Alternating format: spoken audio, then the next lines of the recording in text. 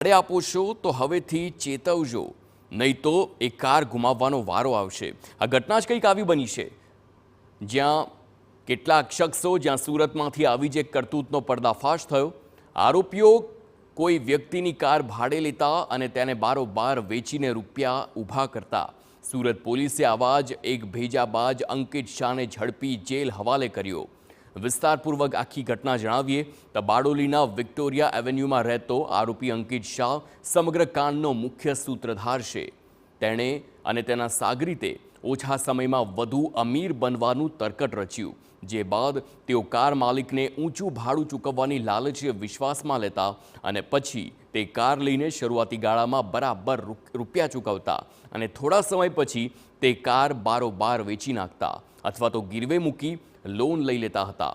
જ્યારે માલિક કાર વિશે પૂછે તો ગલ્લા તલ્લા કરતા હતા।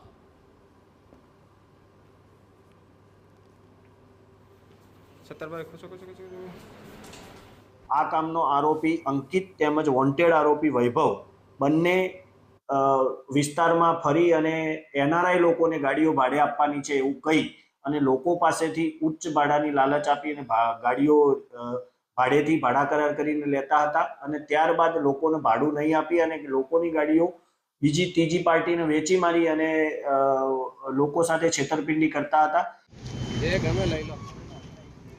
મહત્વનું છે કે કેટલાક કાર માલિકોને શંકા જતા પોલીસને ફરિયાદ કરી હતી, જેના કારણે આરોપીની કરતૂતનો પર્દાફાશ થયો।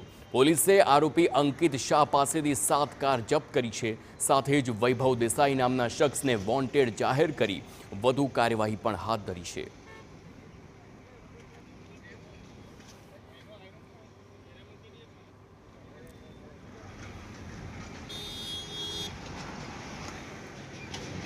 એક આરોપી અંકિત પરેશકુમાર શાહ ને ઝડપી પાડી તેની પાસેથી 7 ગાડી રિકવર કરેલ છે।